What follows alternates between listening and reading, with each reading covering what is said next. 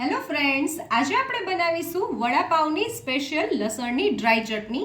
આ ચટણીનો ઉપયોગ તમે અનેક રીતે કરી શકો છો। થેપલા, ભાખરી, પરોઠામાં, ખાખરાની સાથે કે પછી ભરેલા શાકમાં પણ તમે આનો ઉપયોગ કરી શકો છો। આ ચટણીને તમે 1 મહિના સુધી સ્ટોર કરી શકો છો। તો ચલો બનાવીએ। લસણની સૂકી ડ્રાય ચટણી બનાવવા માટે મેં અહીંયા 20 થી 22 નંગ જેટલા લસણની કળી લીધી છે। 2 ટેબલસ્પૂન જેટલા માંડવીના બી લીધા છે। 1.5 ટેબલસ્પૂન જેટલું રેગ્યુલર મરચું લીધું છે। 1.5 ટેબલસ્પૂન જેટલું કશ્મીરી લાલ મરચું લીધું છે, જેનાથી આપણી ચટણીનો કલર એકદમ સરસ આવશે। 2 ટેબલસ્પૂન જેટલા તલ લીધા છે। 1 ટેબલસ્પૂન જેટલું ટોપરાનું સૂકું છીણ લીધું છે। મીઠું સ્વાદ અનુસાર 1/4 ટીસ્પૂન જેટલી હિંગ લીધી છે। 1 ટીસ્પૂન જેટલું જીરું લીધું છે। 1/2 ટીસ્પૂન જેટલો આમચૂર પાવડર અને 1 ટીસ્પૂન જેટલું આખા ધાણા લીધા છે।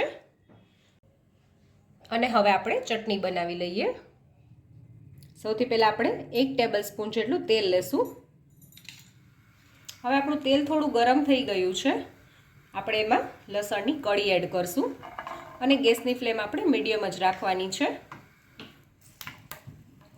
અને હવે લસણને 1 મિનિટ સુધી સરસ રીતે આમાં સાતળી લેશું।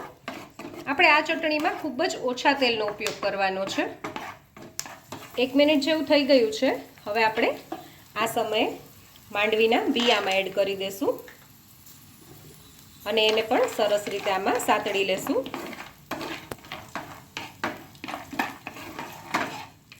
માંડવીના બીને પણ આપણે 2 મિનિટ સુધી સરસ રીતે આમાં સાતળી લીધા છે। હવે આ સમયે આપણે આમાં તલ એડ કરી દઈશું, સાથે જ આખા ધાણા અને જીરું એડ કરી દેશું અને બધું સરસ રીતે મિક્સ કરી લેશું અને આ બધાને પણ આપણે 2 મિનિટ સુધી પાછું સાતળી લેશું।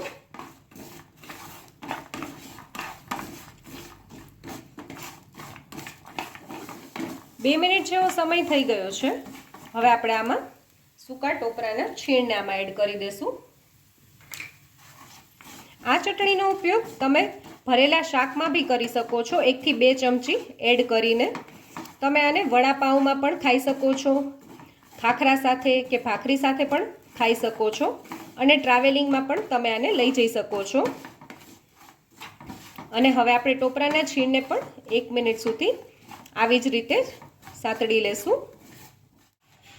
1 મિનિટ જેવો સમય થઈ ગયો છે અને ગેસની ફ્લેમ આપણે બંધ કરી દેશું અને આને આવી જ રીતે ઠરવા દેશું। પછી આપણે નેક્સ્ટ પ્રોસેસ કરશું।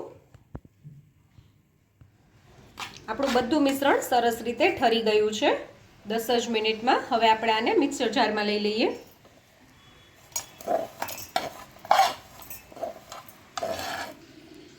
હવે આપણે આમાં હિંગ એડ કરી દેશું, આમચૂર પાવડર એડ કરશું,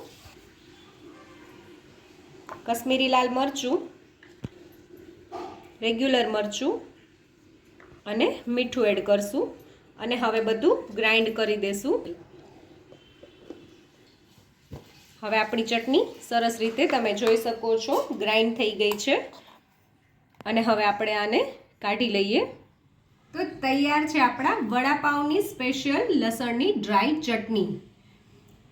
જો તમને મારો આ વિડીયો ગમ્યો હોય તો મારા વિડીયોને લાઈક કરજો, શેર કરજો અને મારી ચેનલ કુકિંગ વિથ ઉમા પુરોહિતને સબસ્ક્રાઈબ કરજો, જેથી કરીને આવા નવા વિડીયો હું તમારી સાથે શેર કરી શકું।